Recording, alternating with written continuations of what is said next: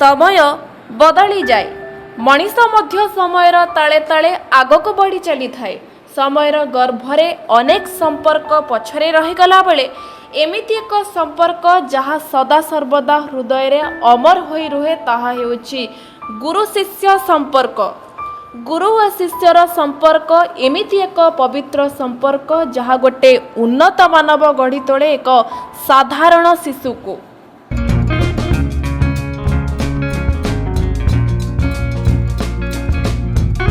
यह आज देखा मिली केन्द्रापड़ा जिला आली ब्लॉक पत्रपुर सामंत सिंहार केलुचरण उच्च विद्यालय रे 1994 मसीहा मैट्रिक बैच पुरातन छात्र छात्री माने एकाठी होई महा आनंद उल्लास पालन करिसेंती स्मृति संपर्कर बंधु मिलन उत्सव और गुरुपूजन उत्सव। छात्र छात्री माने हजिला अतीतर स्मृति बोखाली आत्मविभोर होई पड़िछंती।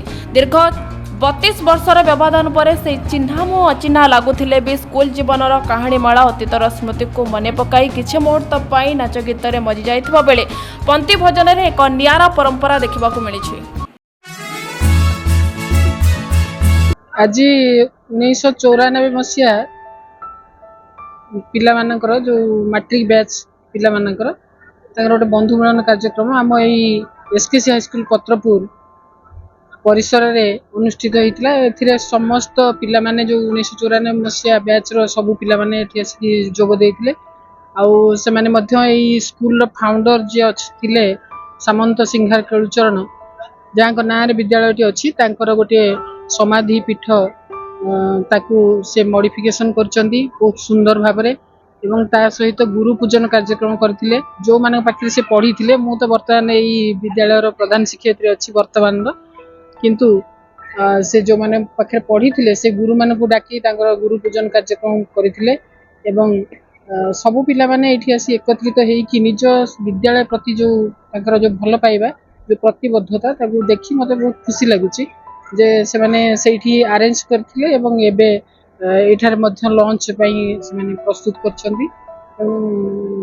बहुत भल लागिला पिला मानू एकत्रित होबार देखि कि एवं तांकर स्मृति पखाळितुआर देखि कि द्वितीय पर्याय कार्यक्रम रे से माने गुरु पूजन तो सरी जायछि प्रथम पर्याय रे एबे द्वितीय पर्याय रे से माने तांकर सांस्कृतिक कार्यक्रम रखिछंदी एवं ता सहित से माने निजे निजे निजर खुशी मनाया से माने सांस्कृतिक कार्यक्रम भाग नहीं कि समस्त खुशी हेबे तेणु से गोटे भल परिसर से माने चूज करछन जोटा कि हमर गोटे फार्म हाउस से फार्म हाउस रे हमें समस्त को मध्य निमंत्रण करछंदी आ एठारे भोजन व्यवस्था हेछि एवं अन्य समस्त कल्चरल प्रोग्राम मध्य एठारे हबो। देखो आम पत्रपुर एसकेसी हाई स्कूल आज की आम 1994 बैच छात्र छात्री आज दीर्घ 32 वर्ष पर आम बंधु मिलन कार्यक्रम आयोजन करछु। ये बंधु मिलन कार्यक्रम में आम पिला माने बहुत उत्साहित अच्छा। ये बंधु मिलन कार्यक्रम में आज आम सकाळे स्मृति बुकेट गोटे प्रोग्राम करूँ जहाँद्वारा किसी गछ लगेलु। द्वितीय आम स्कूल जो प्रतिष्ठाता अच्छा सामंत सिंहार केलुचरण राउत तांकर एक समाधि उन्मोचन होता। परवर्ती समय आमर जो मैंने शिक्षक थे से समय जो मैंने कार्यरत पियन क्लर्क मैंने थे से समस्त के संबर्धित करूँ। वर्तमान शिक्षक मानक संबर्धित करूँ।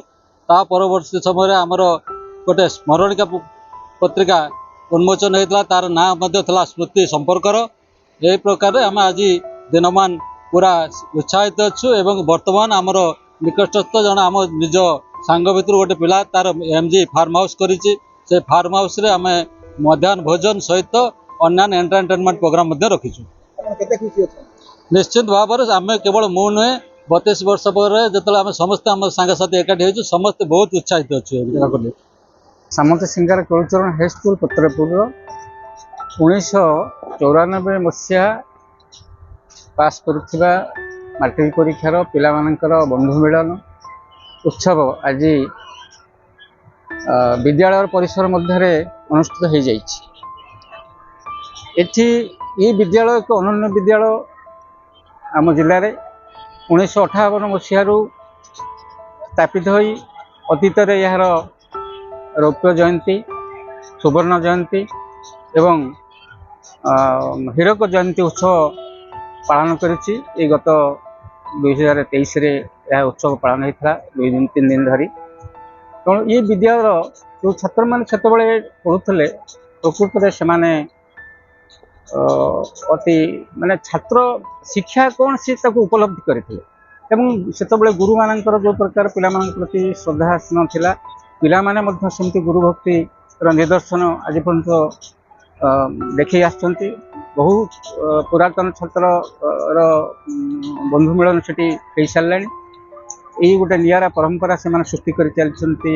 ପିଲାମାନଙ୍କ ଭିତରେ ଭାତୃତ୍ୱ ଭାବ ସୃଷ୍ଟି କରିବା, ଭଲ ପାଇବା, ଉଭୟ ଉଭୟଙ୍କୁ 32 ବର୍ଷ ପରେ ଉଭୟ ଉଭୟଙ୍କ ସାଙ୍ଗରେ ମିଳିବାର ଯେଉଁ ଉଦ୍ୟମ ଲିପ୍ସା ତାଙ୍କର, ତାକୁ ସଫଳତାର ସହ ସେ ପାଳନ କରି ଏ ଉତ୍ସବକୁ ବିଦ୍ୟାଳୟରୁ ଆଣି ପଟାମୁଣ୍ଡେଇ ଜିଲ୍ଲାର ପଟାମୁଣ୍ଡେଇ ବ୍ଲକର ଦୋସିଆଠାରେ ଥିବା ଏକ ଫାର୍ମ ହାଉସରେ ଏବେ ଦ୍ୱିତୀୟ ପର୍ଯ୍ୟାୟ କାର୍ଯ୍ୟକ୍ରମ ଆରମ୍ଭ ଅପେକ୍ଷାରେ ଆମେ ଅପେକ୍ଷା କରିଛୁ। ପିଲାମାନଙ୍କ ଶ୍ରଦ୍ଧାରେ କିଛି ବ୍ୟାଘାତ ସୃଷ୍ଟି ନ ହେଉ, ପିଲାମାନଙ୍କ କିଛି ନ ଭାବନ୍ତୁ। ବୟସ ଅତିକ୍ରାନ୍ତ ହେଇଥିଲେ ମଧ୍ୟ ଆମେ 2-3 ଜଣ ଶିକ୍ଷକ ସମସ୍ତେ 70 ବର୍ଷ ଅତିକ୍ରମ କରିଥିବା ପରେ ମଧ୍ୟ ଆମେ ପିଲାମାନଙ୍କର ଶ୍ରଦ୍ଧା ସ୍ନେହକୁ ନ ଭାଙ୍ଗି ତାଙ୍କ ସାଙ୍ଗରେ ଆସି ପ୍ରଚଣ୍ଡ ଖରାରେ ରୌଦ୍ରତାପ ଭିତରେ ଆମେ ମଧ୍ୟ ଆସି ତାଙ୍କର ଏଇ ଉତ୍ସବକୁ ସ୍ୱାଗତ କରୁଛୁ। ତେଣୁ ଆଶୀର୍ବାଦ କରୁଛୁ ପିଲାମାନଙ୍କ ଭିତରେ ଯେଉଁ ଭାତୃଭାବ, ସ୍ନେହଭାବ, ବନ୍ଧୁତା ଭାବ ଏମିତି ସୃଷ୍ଟି ରହୁ। ପରବର୍ତ୍ତୀ ପର୍ଯ୍ୟାୟରେ ଯେ ଆଗାମୀ ପିଢ଼ି ପାଇଁ ଯେମିତି ଏଇଟା ଗୋଟେ ଇତିହାସ ସୃଷ୍ଟି କରୁ ଯେ ସେମାନେ ମଧ୍ୟ ଏହି ପଥରେ ପଥିକ ହୁଅନ୍ତୁ ବା ଆଦର୍ଶକୁ ଅନୁପ୍ରାଣିତ କରନ୍ତୁ। ଗୁରୁ କହିଲେ ତ ଗୁରୁର ଶବ୍ଦ ବହୁତ ବ୍ୟାପକ। ଗୁରୁ ଅର୍ଥ ଓଜନିଆ, ଗୁରୁ ଅର୍ଥ ଭାରି, ଗୁରୁ ଅର୍ଥ ନମ୍ର। ତେଣୁ ଶିକ୍ଷାର ପ୍ରକୃତ ମହତ୍ଵ ଉଦ୍ଦେଶ୍ୟ ସେତେବେଳେ ଗୁରୁ ହିଁ ଉପଲବ୍ଧି କରିଥିଲେ। ଗୋଟେ କଥା ଅଛି ଯେ ନିକିତି ତଉଲ ସାନ ବଳକୁ ଯିଏ ଭାରି ସେ ରହେ ତଳକୁ। ଗୁରୁ ଶବ୍ଦର ଅର୍ଥ ହେଉଛି ଓଜନିଆ, ନମ୍ର। ତେଣୁ ସେତେବେଳର ଗୁରୁ ଶିଷ୍ୟର ଯେଉଁ ପରମ୍ପରା, ଛାତ୍ରର ସମ୍ପର୍କ, ପ୍ରକୃତରେ ଏ ଛାତ୍ରମାନେ ସେ ଗୁରୁଙ୍କୁ କେବେ ଭୁଲି ପାରିବେ ନାହିଁ। ତାଙ୍କୁ ଯେଉଁ ପ୍ରକାର ଶିକ୍ଷା ଦିଆଯାଇଛି, ଯେଉଁ ପ୍ରକାର ଆଦର୍ଶ ନୀତି, ସମାଜ ସେବା, ସ୍ୱାସ୍ଥ୍ୟ, ସମାଜ, ଶାରୀରିକ, ମାନସିକ ସ୍ତରରେ ତାଙ୍କୁ ଯେଉଁ ପ୍ରସ୍ତୁତ କରାଯାଇଛି, ସେ ଶିକ୍ଷାର ମହତ୍ଵ ଆଜିର ପିଲା ପ୍ରକୃତରେ ଅନୁଭବ କରୁନାହିଁ। କିନ୍ତୁ ସେ ସମୟରେ ପିଲା ତାକୁ ଚରିତାର୍ଥ କରୁଛି ଏବଂ ଗୁରୁ ଭକ୍ତିର ପୂଜା କରି ସେ ଏକ ସମାଜରେ ଅନନ୍ୟ ଉଦାହରଣ ସୃଷ୍ଟି କରିବାକୁ ଚିନ୍ତା କରୁଛନ୍ତି। ତେଣୁ ତାଙ୍କର এই ଗୁରୁ ଭକ୍ତି, এই ଗୁରୁ ପୂଜା ଏମିତି ବଜେଇ ରହୁ ଯେ ଖାଲି ଗୁରୁ ପୂଜା ନୁହଁ, ଗୁରୁ ପୂଜା କହିଲେ ଗୁରୁଜନ, ଯେଉଁମାନେ ଗୁରୁଜନ ସମାଜରେ ଯେଉଁମାନେ ବୟସ୍କ ବ୍ୟକ୍ତି, ଯେଉଁମାନେ ଅସହାୟ ବ୍ୟକ୍ତି, ସମାଜର ଯେଉଁମାନେ ନିମ୍ନ ସ୍ତରରେ ଅଛନ୍ତି, ତାଙ୍କ ପ୍ରତି ଶ୍ରଦ୍ଧା ସ୍ନେହ ଭାବ ତାଙ୍କ ମନ ଭିତରେ ସୃଷ୍ଟି ହେଇଥିବାର ଏଇଟା ଗୋଟେ ନିଦର୍ଶନ ସେମାନେ ସୃଷ୍ଟି କରିପାରିଛନ୍ତି। ସେଥିପାଇଁ ତାଙ୍କୁ ଧନ୍ୟବାଦ ଦିଆହେଉଛି। ଗୁରୁର କର୍ତ୍ତବ୍ୟ ମଧ୍ୟ ଆମେ କରିଛୁ। ମୁଁ ଯାହା କହିଲି ଯେ ଏ ବୟସରେ 70 ବର୍ଷ ଅତିକ୍ରାନ୍ତ ହୋଇଥିଲେ ମଧ୍ୟ ଆମେ ତାଙ୍କର ଶ୍ରେଷ୍ଠତାକୁ ନ ଭାଙ୍ଗି ତାଙ୍କର ଏ ଗୁରୁ ପୂଜନ ଉତ୍ସବ କାର୍ଯ୍ୟକ୍ରମକୁ ଆମେ ସଫଳ କରିବାକୁ ଆଳିରୁ ମୌସୁମୀଙ୍କ ରିପୋର୍ଟ, ଓଡ଼ିଶା ଡ୍ରିମ୍ ଟିଭି।